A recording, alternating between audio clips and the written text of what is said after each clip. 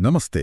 आज हामी एउटा यस्तो महत्त्वपूर्ण विषयमा गहिरिँदैछौँ जुन अलि प्राविधिक सुनिन्छ होला, तर नेपालको विकास र सुशासनसँग सिधै जोडिएको छ। त्यो हो सार्वजनिक खरिद प्रणाली। हो, एकदमै महत्त्वपूर्ण विषय। किन यति महत्त्वपूर्ण भन्दाखेरि सरकारी वार्षिक बजेटको करिब 70% हिस्सा 70% यही खरिद प्रक्रिया मार्फत खर्च हुन्छ। अब सोच्नुस् त यसको प्रभावकारिता कति महत्त्वपूर्ण होला। बिल्कुल, विकासको गति नै यसले निर्धारण गर्छ भन्दा फरक पर्दैन। यो गहन विश्लेषणका लागि हाम्रो आधार हो यज्ञराज कोइराला। उहाँ नेपाल सरकारको सहसचिव हुनुहुन्छ। उहाँद्वारा लिखित लेख सार्वजनिक खरिद कानून व्यवस्था, समस्या र समाधान, एक चर्चा। कोइरालाजीको लेख, उहाँले यसमा गहिरो अध्ययन गर्नुभएको छ। हो, आजको हाम्रो लक्ष्य चाहिँ यो स्रोतमा भएका मुख्य जानकारीलाई सरल भाषामा अलि सटीक रूपमा प्रस्तुत गर्नु हो। जस्तो यो सार्वजनिक खरिद किन यति महत्त्वपूर्ण छ, यसको कानुनी यात्रा कस्तो रह्यो, अहिलेको ऐन नियमले के भन्छ, अनि समस्याहरू के छन्, समाधान के हुन सक्छ। हो त्यही त। अनि खासमा यतिका वर्षदेखि कानुन बन्दा पनि किन यो क्षेत्रमा बारम्बार प्रश्न उठ्छ। ल, यही प्रश्नको जवाफ खोज्ने प्रयास गरौँ आज। एकदमै सान्दर्भिक प्रश्न हो यो। जब राज्यको यति ठूलो धनराशि खर्च गर्ने प्रक्रिया नै पारदर्शी भएन, प्रतिस्पर्धी भएन, जवाफदेही भएन भने तब विकासका सपना अनि सुशासनका कुरा त कागजमै सीमित हुन्छन् नि। त्यही त। त्यसैले यो केवल कानुनी र प्रक्रियागत विषय मात्र होइन क्या, यो त राष्ट्रिय विकास र सुशासनको एउटा प्रमुख स्तम्भ नै हो। यसको हरेक पक्षले आम नागरिकको जीवनलाई छोएकै हुन्छ। त्यसो भए यो प्रणालीको जग कहाँबाट सुरु भयो त? स्रोतले त भन्छ 2007 साल अघि त औपचारिक बजेट प्रणाली नै थिएन रे। हो र? खर्चहरू हुकुमी प्रमाङ्गीबाट चल्थे रे। जिम्मेवारी र हस्तेबारी खर्च भनेर लेखा परीक्षण कुमारी चोक भन्ने अड्डाबाट हुन्थ्यो रे। यो त सुन्दा अलि अनौपचारिक जस्तो लाग्यो नि मलाई त। हो, त्यो बेलाको राज्य सञ्चालन प्रणाली नै अलि फरक थियो। संस्थागत सुरुवात त बल्ल 2008 सालमा एकाउन्टेन्ट जेनरल, पछि महालेखा परीक्षक भयो त्यो कार्यालय। त्यसको स्थापना भएपछि मात्र भयो भन्नुपर्छ। 2008 मा? हो। अनि 2013 सालको प्रशासकीय कार्यविधि नियमित गर्ने ऐन आयो। त्यसै अन्तर्गत 16 सालमा पहिलो पटक सरकारी खर्च सम्बन्धी नियम आयो। त्यसलाई चाहिँ खरिद व्यवस्थापनको पहिलो औपचारिक प्रयास मान्न सकिन्छ। 16 सालमा? त्यसपछि 2023 सालको नियमावलीले जिल्ला स्तरमा एकीकृत आय व्यय प्रणालीको अवधारणा ल्यायो। अलिकति व्यवस्थित गर्ने प्रयास भयो त्यहाँ। तर 2026 सालपछि त वैदेशिक सहायता बढ्न थाल्यो होइन? अनि विश्व ब्याङ्क, एसियाली विकास ब्याङ्क जस्ता ठूला संस्थाहरूले पनि त पारदर्शिता, प्रतिस्पर्धामा जोड दिन थाले होलान्। त्यसपछि त सुधारको दबाव बढ्यो होला नि? निश्चय नै बढ्यो। दात्री निकायहरूको चासो अनि अन्तर्राष्ट्रिय अभ्यासहरूले पनि यसलाई प्रभाव पार्यो। यही क्रममा 2026 फेरि 42 सालतिर आर्थिक प्रशासन सम्बन्धी नियमहरू आयो। 42 मा पनि? हो। अनि 2055 मा आर्थिक कार्यविधि ऐन आयो र 2056 मा त्यसको नियमावली। तर यी सबै व्यवस्थाहरू अलि छरिएका जस्ता थिए। एउटा एकीकृत बलियो कानुनको खाँचो थियो अन्तर्राष्ट्रिय मापदण्ड अनुसारको। एउटा छाता ऐन चाहियो भन्ने भयो। हो, त्यही आवश्यकता महसुस भएर नै अनि दात्री निकायको चासो पनि सम्बोधन गर्न अन्ततः यी पुराना कानुनलाई विस्थापित गर्दै हाल कार्यान्वयनमा रहेको सार्वजनिक खरिद ऐन 2063 आयो। अनि यसैसँगै सार्वजनिक खरिद नियमावली 2064 पनि आयो होइन त? हो, यिनै अहिले नेपालको सार्वजनिक खरिद सम्बन्धी मुख्य कानुनी आधार हुन्। यिनले खरिद प्रणालीमा एकरूपता ल्याउने, अन्तर्राष्ट्रिय प्रतिबद्धता पूरा गर्ने लक्ष्य राखेका छन्। अनि अर्को महत्त्वपूर्ण कुरा, यसले प्रदेश र स्थानीय तहलाई समेत यसको प्रतिकूल नहुने गरी आफ्ना नियम बनाउन मार्गदर्शन गर्छ। ल, अब यो मुख्य ऐन 2063 ले के कस्ता आधारभूत कुराहरू तय गरेको छ त्यता लागौँ न त। खरिद भनेको के हो र सार्वजनिक निकाय को हुन् भन्ने त यसले स्पष्ट पारेको होला नि? पारेको छ। खरिद भन्नाले चाहिँ सार्वजनिक निकायले ऐन बमोजिम कुनै मालसामान, परामर्श सेवा, अन्य सेवा प्राप्त गर्ने वा निर्माण कार्य गर्ने गराउने कामलाई बुझाउँछ भनेर स्पष्ट लेखेको छ। ठिक छ। अनि ऐनको दफा 2 ख मा त को सार्वजनिक निकाय हुन् भनेर लामै सूची दिएको छ। सरकारी निकायदेखि स्थानीय तह, विश्वविद्यालय अनि सरकारी स्वामित्वका संस्थानहरू सबै पर्छन् त्यसमा। धेरै निकायहरू पर्ने रहेछन्। अनि खरिद गर्ने मुख्य जिम्मेवारी चाहिँ कसको हुन्छ त? र यो काम गर्न कस्तो मान्छे चाहिन्छ? खरिदको मुख्य जिम्मेवारी त सम्बन्धित सार्वजनिक निकायको प्रमुखकै हुन्छ।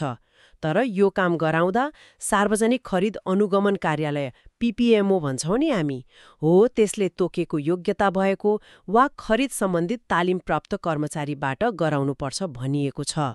स्पेशालिटी चाहियो भन्न खोजेको हो, स्पेशालिटी। अनि निकायको कामको प्रकृति हेरेर खरिदका लागि छुट्टै महाशाखा, शाखा वा इकाइ नै स्थापना गर्नुपर्ने व्यवस्था पनि छ। यसले छुएलीमुन्ता बढाउन सघाउँछ नि त। खरिद गर्ने तरिकाहरू त धेरै होलान् नि। स्रोतमा के उल्लेख छन्? विधिहरू के छन्?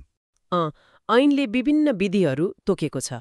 सबैभन्दा प्रचलित त अन्तर्राष्ट्रिय वा राष्ट्रिय स्तरमा खुला बोलपत्र, जसलाई ओपन बिडिङ भनिन्छ, त्यही हो। Open bidding. त्यसबाहेक सिलबन्दी दरभावपत्र, सोझै खरिद, डाइरेक्ट प्रोक्योरमेन्ट, उपभोक्ता समिति वा लाभग्राही समुदाय मार्फत गराउने, अमानतबाट फोर्स अकाउन्ट भन्छन्, म्हणजे निकाय आफैले गर्ने त्यो पनि छ। आफैले पनि गर्न मिल्ने? मिल्छ। अनि एकमुष्ट दर विधि, लम्प सम, क्याटलग सपिङ, सीमित बोलपत्र, लिमिटेड टेन्डरिङ, अनि एउटा रोचक कुरा, पुरानो सामान दिएर नयाँ लिने बाइब्याक विधि पनि छ। बाइब्याक? त्यो पनि रहेछ। तर परामर्श सेवा जस्तो कि अध्ययन, डिजाइन, सुपरवेक्सन गर्नु पर्यो भने त्यसको लागि चाहिँ केही फरक छ कि? छ। परामर्श सेवाको प्रकृति अलि फरक हुने भएकोले यसको खरिद प्रक्रिया पनि अलि फरक छ। सामान्यतया त प्रतिस्पर्धात्मक प्रस्ताव मागेरै गर्नुपर्छ, तर विशेष अवस्थामा सोझै वार्ताबाट पनि किन्न सकिन्छ। प्रतिस्पर्धा गराउँदा कसरी गर्ने त? प्रतिस्पर्धा गराउँदा पहिले आशयपत्र, एक्सप्रेसन अफ इन्ट्रेस्ट, EOI माग्नुपर्छ। त्यसबाट योग्यहरूको छोटो सूची, शोर्टलिस्ट बनाउनु पर्यो। शर्टलिस्ट? हो। अनि शोर्टलिस्टमा परेकाहरूलाई कम्तीमा 30 दिनको समय दिएर विस्तृत प्रस्ताव, म्हणजे टेक्निकल र फाइनेन्शियल प्रपोजल माग्नुपर्छ। अच्छा, प्रक्रिया अलि लामो हुने रहेछ यसमा। अब खुला बोलपत्रको कुरा गर्दा सूचना कसरी प्रकाशित हुन्छ अनि कति समय दिनुपर्छ बोलपत्र हाल्न? राष्ट्रिय स्तरको बोलपत्रका लागि त राष्ट्रिय स्तरको दैनिक पत्रिकामा छाप्नै पर्यो, अनि सम्बन्धित निकाय वा PPMO को वेबसाइटमा पनि सूचना अनिवार्य प्रकाशित गर्नुपर्छ। वेबसाइटमा पनि? ठिक छ। हो, समयको कुरा गर्दा राष्ट्रिय स्तरको बोलपत्रमा कम्तीमा 30 दिन र अन्तर्राष्ट्रिय स्तरको छ भने कम्तीमा 45 दिनको समय दिनुपर्छ, ताकि पर्याप्त प्रतिस्पर्धा होस् न। समय त दिनु पर्यो नि, नत्र कसरी प्रतिस्पर्धा हुन्छ र? अनि बोलपत्र छनौट गर्दा चाहिँ कुन आधार मानिन्छ त? सस्तोलाई दिने हो कि? ऐनले स्पष्ट भनेको छ, न्यूनतम मूल्याङ्कित सारभूत रूपमा प्रभावग्राही, भन्छ लोएस्ट इभ्यालुएटेड सब्स्ट्यान्शियली रेस्पोन्सिभ बोलपत्र छनौट गर्नुपर्छ। लोएस्ट इभ्यालुएटेड सब्स्ट्यान्शियली रेस्पोन्सिभ, यो अलि प्राविधिक सुन्यो। यसको मतलब के हो सरल भाषामा? यसको मतलब हाली सबैभन्दा कम मूल्य मात्र हेर्ने होइन, बोलपत्रले मागेका सबै प्राविधिक शर्त, अरू शर्तहरू पूरा गरेको छ कि छैन त्यो हेर्नुपर्छ। अनि ती शर्त पूरा गर्नेहरूमध्ये सबैभन्दा कम मूल्य कसले प्रस्ताव गरेको छ त्यसलाई छान्नुपर्छ। मूल्य मात्रै सबथोक होइन। बुझ्यो। गुणस्तर र शर्त पनि पूरा हुनु पर्यो, अनि मात्रै मूल्य हेर्ने हो। त्यही हो। ल, छनौट भइसकेपछि तुरुन्तै सम्झौता हुन्छ त कि के प्रक्रिया छ अझै? हुँदैन, तुरुन्तै हुँदैन। पहिले छनौट भएको 7 दिनभित्र आशयको सूचना, लेटर अफ इन्टेन्ट भन्छन्, त्यो सबै बोलपत्रदातालाई दिनुपर्छ। सबैलाई? हो। त्यो सूचना दिएको 7 दिनसम्म कसैले प्रक्रियामा त्रुटि भयो भनेर उजुरी गरेन भने मात्र बल्ल छनौट भएको बोलपत्रदातालाई 15 दिनभित्र कार्य सम्पादन जमानत, पर्फर्मेन्स सेक्युरिटी भन्छौँ नि, त्यो सामान्यतया 5 देखि 10% हुन्छ, सहित खरिद सम्झौता गर्न आउनु भनेर औपचारिक सूचना, लेटर अफ एक्सेप्टेन्स दिनुपर्छ। भनेपछि उजुरी गर्ने समय पनि दिनुपर्ने रहेछ। यदि कुनै बोलपत्रदातालाई चित्त बुझेन, मलाई अन्याय भए जस्तो लाग्यो भने कहाँ जाने त उजुरी गर्न? यसको लागि 2 तहको व्यवस्था छ। पहिलो त सम्बन्धित सार्वजनिक निकायको प्रमुख समक्ष नै निवेदन दिन सकिन्छ। त्यही निकायमा? हो, पहिले त्यहाँ भएको निर्णय चित्त बुझेन भने ऐनले तोकेको निश्चित रकमभन्दा माथिको खरिद प्रक्रियाको हकमा चाहिँ निर्णय भएको 30 दिनभित्र सार्वजनिक खरिद पुनरावलोकन समिति, पब्लिक प्रोक्योरमेन्ट रिभ्यू कमिटी, पीपीआरसीमा निवेदन दिन सकिन्छ। पीपीआरसी यो कस्तो समिति हो? यो एक स्वतन्त्र न्यायिक निकाय जस्तै हो। यसमा सरकारले नियुक्त गरेका 1 जना अध्यक्ष र 2 जना सदस्यहरू हुन्छन्। यसले खरिद प्रक्रियामा भएको उजुरीलाई हेरेर निर्णय दिन्छ। अच्छा, स्वतन्त्र निकाय रहेछ। ल, ऐनका अरू केही महत्त्वपूर्ण पक्षहरू के छन्? जस्तो पेस्की दिने कुरा, काम गर्दा केही थपघट गर्नु पर्यो भने के गर्ने, मूल्य बढ्यो भने के गर्ने, यसबारे केही छ? छ। ब्याङ्क ग्यारेन्टी लिएर खरिद सम्झौता रकमको 20% पेस्की एडभान्स पेमेन्ट दिन सकिने व्यवस्था छ। यसले काम सुरु गर्न अलि सजिलो बनाउँछ। 20%? ए, राम्रै रहेछ। हो, अनि सम्झौता कार्यान्वयन गर्दा अनुमान गर्न नसकिएको परिस्थिति आयो वा कामको प्रकृतिमा केही परिवर्तन गर्नु पर्यो भने भेरिएसन आदेश, भेरिएसन अर्डर जारी गर्न सकिन्छ। तर यसको पनि सीमा तोकिएको छ, जथाभावी गर्न पाइँदैन। सीमा त हुनै पर्यो। अनि 12 महिनाभन्दा लामो अवधिका सम्झौताहरू छन् भने मुद्रास्फीति वा बजार मूल्यको उतार चढावलाई हेरेर मूल्य समायोजन, प्राइस एडजस्टमेन्ट गर्न सकिने प्रावधान पनि छ। ए, प्राइस एडजस्टमेन्ट पनि? लामो अवधिको लागि त यो चाहिन सक्छ। अनि नियम पालना नगर्नेलाई के हुन्छ त? ठेकेदारले बदमासी गर्यो वा कर्मचारीले नै गडबड गर्यो भने? ऐनले खरिदमा संलग्न पदाधिकारी र बोलपत्रदाता दुवैले पालना गर्नुपर्ने आचरण संहिता तोकेको छ। गम्भीर गल्ती गर्ने वा आचरण उल्लङ्घन गर्ने बोलपत्रदाता, परामर्शदाता, आपूर्तिकर्ता वा निर्माण व्यवसायीलाई चाहिँ सार्वजनिक खरिद अनुमोदन कार्यालय पीपीएमओले छानबिन गरेर कार्यको गम्भीरता हेरी 1 देखि 3 वर्षसम्म कालो सूची ब्ल्याकलिस्टमा राख्न सक्ने व्यवस्था छ। ब्ल्याकलिस्टमै? कडा रहेछ त। हो, कालो सूचीमा परेपछि निश्चित अवधिसम्म सरकारी ठेक्कामा भाग लिन पाइँदैन। यसले अनुशासन कायम गर्न मद्दत गर्छ। अनि विशेष परिस्थिति जस्तो भूकम्प गयो, बाढी आयो, त्यस्तो बेला के गर्ने? हो, ऐनले विशेष परिस्थिति जस्तै प्राकृतिक प्रकोप उत्पन्न भई तत्काल खरिद नगर्दा सार्वजनिक हितमा हानि नोक्सानी हुने अवस्था आयो भने छोटो प्रक्रिया अपनाएर तत्काल खरिद गर्न सकिने व्यवस्था पनि दिएको छ। तर त्यसको पनि प्रक्रिया छ, रेकर्ड राख्नुपर्छ। जथाभावी गर्न त पाएन। र अर्को महत्त्वपूर्ण कुरा, विद्युतीय खरिद प्रणाली इजिपी, इलेक्ट्रोनिक गभर्नमेन्ट प्रोक्योरमेन्ट मार्फत सबै खरिद कारोबार गर्न सकिने प्रावधानले यसलाई आधुनिक र पारदर्शी बनाउन खोजेको छ। इजिपी? यो त सुन्दै राम्रो लाग्यो। ल, ऐनले त फराकिलो कानुनी आधार दियो। अब नियमावली 2064ले यसलाई कसरी कार्यान्वयनमा सघाउँछ त? यसका केही व्यावहारिक पक्षहरू हेरौँ न। हुन्छ, नियमावलीले ऐनका प्रावधानहरूलाई थप विस्तृत र प्रक्रियागत रूपमा व्याख्या गर्छ। जस्तै यसले खरिद गर्दा प्रतिस्पर्धा बढाउने गरी प्याकेज बनाउन सकिने तर एउटै प्रकृतिको निर्माण कार्यलाई भने अनावश्यक रूपमा टुक्राउन नहुने भन्छ। ए, प्याकेज बनाउन मिल्ने तर टुक्राउन नहुने? हो। अनि अर्को महत्त्वपूर्ण नियम के छ भने बजेट र निर्माण स्थलको सुनिश्चित नभई खरिद कारबाही अगाडि बढाउन हुँदैन। यसले के गर्छ भने योजना बिनाका ठेक्काहरूलाई रोक्न खोज्छ। यो त एकदम राम्रो कुरा हो। नत्र त बजेट छैन, जग्गा छैन, ठेक्का लगाइदियो अनि काम अल्लपत्र। हो, त्यही रोक्न खोजेको। अनि वार्षिक खरिद योजनाको कुरा पनि छ नि। खरिद योजना त्यो कस्तो छ? वार्षिक 10 लाख रुपैयाँ भन्दा बढीको खरिद गर्नुपर्ने सार्वजनिक निकायले अनिवार्य रूपमा वार्षिक खरिद योजना बनाउनुपर्छ र त्यो स्वीकृत गराउनुपर्छ। यसले खरिदलाई अलि अनुमान्य योग्य र व्यवस्थित बनाउँछ। 10 लाख माथि अनिवार्य, ठिक छ। अनि राष्ट्रिय उत्पादनलाई प्रोत्साहन गर्ने एउटा राम्रो व्यवस्था के छ भने विदेशी मालसामानभन्दा 15% महँगो भए पनि यदि गुणस्तर मिल्छ भने नेपाली उत्पादन नै किन्नुपर्छ। ए, 15% महँगो भए पनि स्वदेशी नै? यो त राम्रो नीति रहेछ। हो नि, स्वदेशी उद्योगलाई टेवा पुग्छ। कति रकमसम्मको काम कुन विधिबाट गर्ने भन्ने पनि नियमावलीमै होला। जस्तो ठूलो रकमको काम त खुला बोलपत्रबाटै गर्नु पर्ला नि। हो, सामान्यतया 20 लाख रुपैयाँ भन्दा बढी लागत अनुमान भएको निर्माण कार्य, मालसामान वा अन्य सेवा खरिद गर्दा खुला बोलपत्र प्रक्रिया नै अपनाउनुपर्छ। 20 लाख भन्दा माथि? अनि 2 करोड रुपियाँसम्मको लागत अनुमान भएको निर्माण कार्यको हकमा चाहिँ सामान्यतया स्वदेशी बोलपत्रदाताहरूबीच मात्र प्रतिस्पर्धा गराइन्छ। यसले स्वदेशी निर्माण व्यवसायीलाई अलि प्रोत्साहन मिल्छ। 2 करोडसम्म स्वदेशीलाई प्राथमिकता।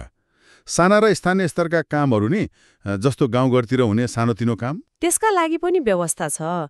1 करोड रुपियाँसम्म लागत अनुमान भएको निर्माण कार्य वा त्यससँग सम्बन्धित सेवा चाहिँ स्थानीय उपभोक्ता समिति वा लाभग्राही समुदायबाट गराउन सकिने प्रावधान छ। उपभोक्ता समितिबाट? 1 करोडसम्म? हो, यसले स्थानीय स्तरमा रोजगारी सिर्जना गर्न अनि कामप्रति अपनत्व बढाउन मद्दत गर्छ। हो, अपनत्व त बढ्छ होला। त्यस्तै तालिम, गोष्ठी जस्ता सानातिना परामर्श सेवा छन् भने 5 लाखसम्मको सेवा निकाय प्रमुखले आफै निर्णय गरेर र 5 लाखदेखि 20 लाखसम्मको छ भने एक तह माथिको स्वीकृति लिएर सोझै वार्ताबाट खरिद गर्न सकिने व्यवस्थाले अलि लचकता दिएको छ। साना काममा अलि छिटो गर्नलाई? हो, प्रक्रिया छोट्याउन। अनि आपतकालीन अवस्थामा खरिद गर्दा त प्रक्रिया मिचमा पाइन्छ होला नि अलिअलि, जस्तो भूकम्प जाँदा त्रिपाल किन्नु पर्यो भने? आपतकालीन अवस्थामा छिटो त गर्नुपर्छ, तर प्रक्रिया मिच्न चाहिँ पाइँदैन। नियमावलीले स्पष्ट पारेको छ किन र के खरिद गर्ने भन्ने लिखित विवरण राख्नै पर्यो। रेकर्ड राख्नु पर्यो? हो, गुणस्तर, परिमाण, शर्त, अवधि सब तोक्नुपर्छ। सकेसँग प्रतिस्पर्धा गराउनुपर्छ। त्यो पनि सम्भव भएन भने मात्र एउटै आपूर्तिकर्तासँग लिखित दरबाउ पत्र लिएर वार्ता गरी उचित मूल्यमा खरिद गर्नुपर्छ। रेकर्ड चाहिँ अनिवार्य छ। भनेपछि हतारमा पनि प्रक्रिया चाहिँ पुर्याउनै पर्यो? पुर्याउनुपर्छ, तर केही महत्त्वपूर्ण अधिकारहरू चाहिँ प्रत्यायोजन गर्ने भन्छ अरूलाई सुम्पन्न नपाइने व्यवस्थाले चाहिँ नियन्त्रण कायम राख्न खोजेको देखिन्छ। कस्ता अधिकार? जस्तै लागत अनुमान संशोधन गर्ने, खरिद सम्झौता नै संशोधन गर्ने, म्याद थप गर्ने, भेरिएसन आदेश जारी गर्ने जस्ता संवेदनशील अधिकारहरू सम्बन्धित जिम्मेवार अधिकारीले नै प्रयोग गर्नुपर्छ, अरूलाई दिन पाइँदैन। त्यो चाहिँ माथिल्लो तहबाटै हुनु पर्यो। ल, कानुन र नियमका पानामा त खै व्यवस्था त राम्रै देखिन्छ, तर स्रोतले कार्यान्वयनमा चाहिँ गम्भीर समस्या र चुनौतीहरू औँल्याएको छ। यस्तो किन? कहाँ छन् त मुख्य समस्याहरू? के भन्छ स्रोतले? हो, कानुन बन्नु एउटा कुरा भयो, त्यसको प्रभावकारी कार्यान्वयन हुनु अर्को। यो नै ठूलो चुनौती हो। स्रोतले औँल्याएका समस्याहरूलाई हेर्दा केही प्रमुख क्षेत्रहरू देखिन्छन्। पहिलो हो आधारभूत संरचना र योजनाकै अभाव। संरचना र योजना? हो, जस्तो सबै सार्वजनिक निकायमा अझै पनि अनिवार्य रूपमा वार्षिक खरिद योजना बन्ने अनि खरिदको काम हेर्ने छुनमुन इकाइ वा शाखा गठन हुने परिपाटी राम्रोसँग बसिसकेको छैन। यो त जगे कमजोर भए जस्तो भयो नि। हो त नि, योजना र छुनमुना त बिनाको खरिद त भद्रगोलै होला नि त। अवश्य। यसले गर्दा के हुन्छ भने पर्याप्त तयारी बिना हतारमा ठेक्का लगाउने प्रवृत्ति हावी हुन्छ।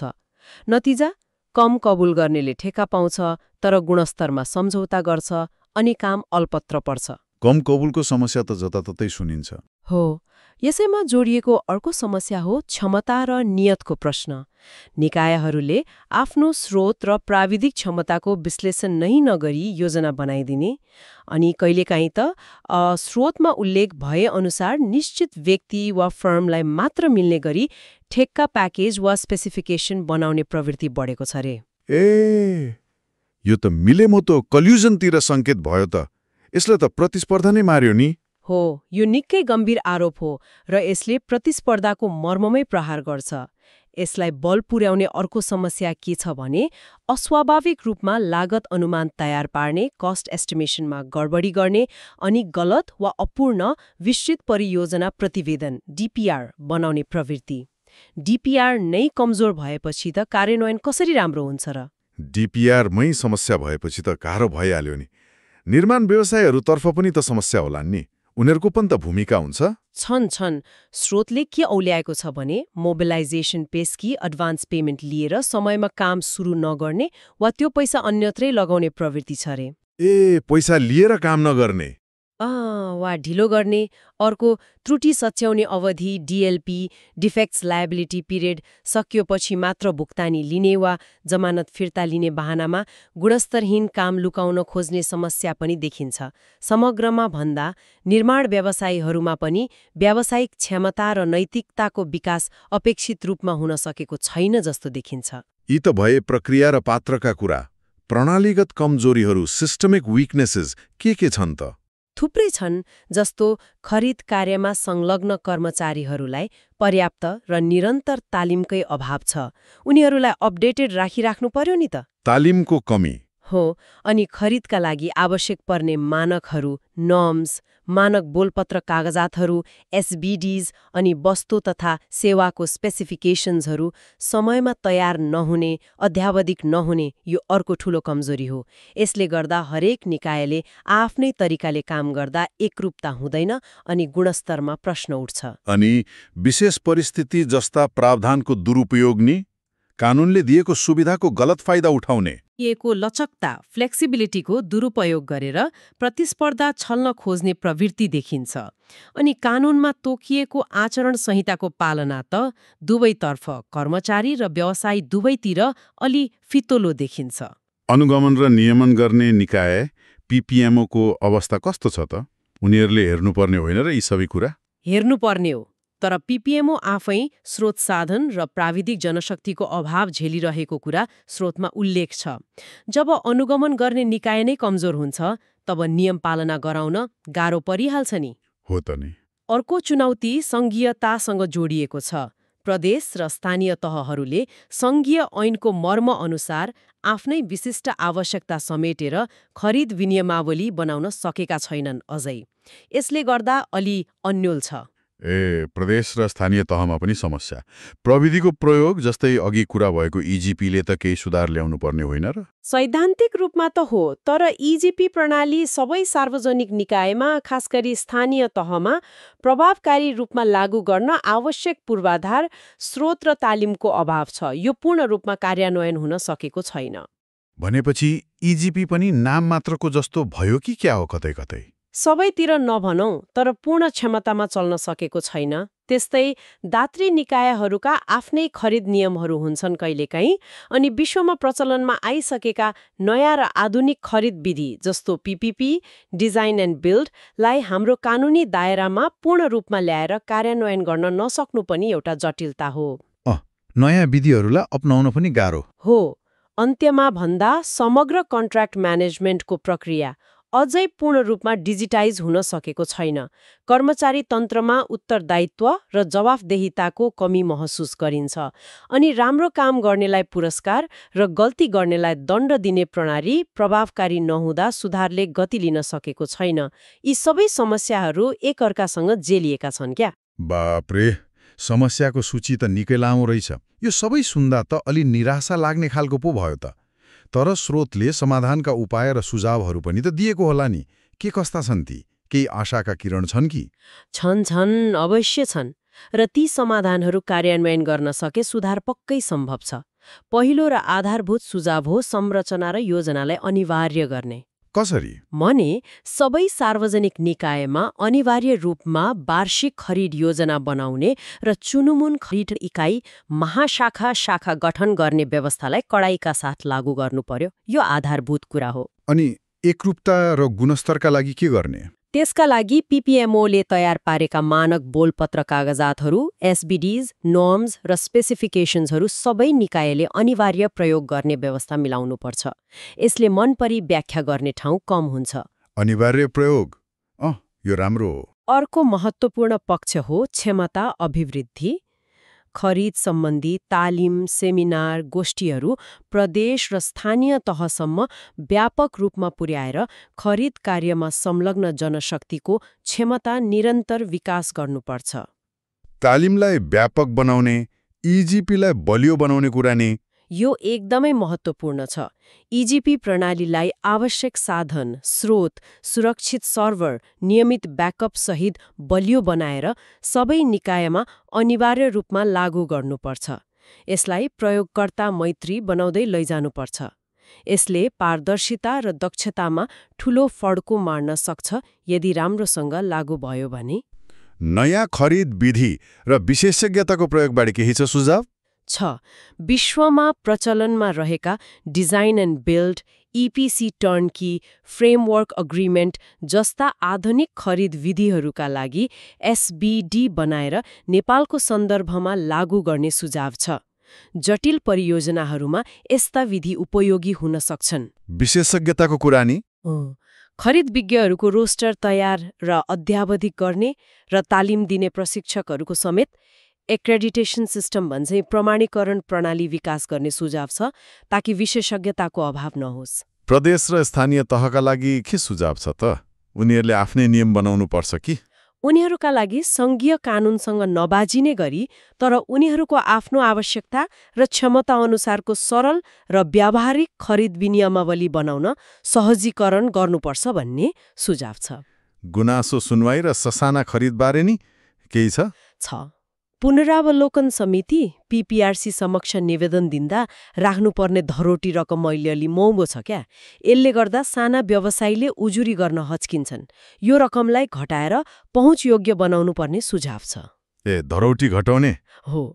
अर्कोतिर सोझै खरिद गर्न पाइने सीमाको दुरुपयोग रोक्न खरिदलाई टुक्र्याउने स्प्लिटिङ गर्ने प्रवृत्तिलाई कडा निगरानी र निरुत्साहित गर्नुपर्छ। दीर्घकालीन सोचका लागि पनि केही सुझाव छन् कि? जस्तो शिक्षा वा लेखा परीक्षणमा के नयाँ गर्न सकिन्छ? छन्। विश्वविद्यालय र लोकसेवा आयोगको पाठ्यक्रममा सार्वजनिक खरिद सम्बन्धी विषय समावेश गर्दा भविष्यमा यो क्षेत्रमा आउने जनशक्ति सुरुदेखि नै जानकार हुन्छन्। पाठ्यक्रममै राख्ने हो। अर्को निकै महत्त्वपूर्ण र नवीन सुझाव के छ भने महालेखा परीक्षकको कार्यालयबाट नियमित रूपमा प्रोक्युरमेन्ट अडिट अर्थात् खरिदको प्रक्रिया मात्र नभएर त्यसको प्रभावकारिता, औचित्य र भ्याल्यु फर मनी समेत हेर्ने विशेष लेखा परीक्षणको सुरुवात गर्ने। प्रोक्युरमेन्ट अडिट यो अलि नयाँ सुनियो। यसले के गर्छ खासमा? यसले खरिद प्रक्रिया नियमसङ्गत भयो कि भएन भनेर मात्र हेर्दैन, त्यो खरिदबाट वास्तवमा के उपलब्धि भयो, तिरिएको पैसा बराबरको लाभ, भ्याल्यु फर मनी प्राप्त भयो कि भएन भन्ने कुराको पनि मूल्याङ्कन गर्छ। यो अहिलेको आवश्यकता हो। यो त एकदमै राम्रो अवधारणा रहेछ। खर्चको प्रक्रिया मात्र होइन, नतिजा पनि हेर्ने भयो। हो, त्यही हो। समग्रमा स्रोतले पहिचान गरेका विभिन्न समस्याहरू चाहे ती नीतिगत हुन्, ठेक्का व्यवस्थापनका हुन्, क्षमताका हुन्, मापदण्डका हुन्, मिलेमतोका हुन्, बीमाका हुन् वा कम कबुल लो बिडिङका हुन्, यिनलाई छुट्टा छुट्टै केलाएर लक्षित समाधान खोज्नुपर्छ भन्ने छ। र अन्त्यमा कानून परिमार्जन र नैतिकताको कुरा पनि होला। नियम मात्र भएर भएन नि। बिल्कुल। प्राविधिक र प्रक्रियागत सुधारसँगै इमान्दारिता, नैतिकता र जवाफदेहिता जस्ता मूल्य मान्यतालाई आत्मसात गर्ने गरी कानून परिमार्जन गर्ने र प्रभावकारी दण्ड पुरस्कार प्रणाली कडाइका साथ लागू गर्ने कुरामा जोड दिएको छ। बलियो कानूनी आधार र त्यसको निष्पक्ष कार्यान्वयन बिना गरिएका सुधारहरू दिगो हुँदैनन्।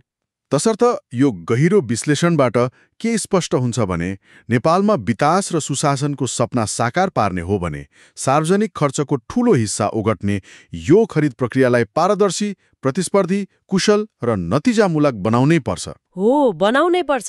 सङ्घीय संरचनामा स्रोत तलसम्म पुगेको बेला यो झनै महत्त्वपूर्ण छ। कानूनका अक्षर मात्र होइन, त्यसको मर्म अनुसार कार्यान्वयन हुनु पर्यो। प्रक्रिया मात्र होइन, परिणाम पनि सही आउनु पर्यो।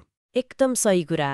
यसका लागि पारदर्शिता, प्रतिस्पर्धा, इमान्दारिता, जवाफदेहिता र भ्याल्यु फर मनी अर्थात् तिरिएको मूल्यको वास्तविक सार्थकता जस्ता आधारभूत सिद्धान्तहरूलाई कागजमा मात्र सीमित नराखी व्यवहारमै उतार्नुपर्छ।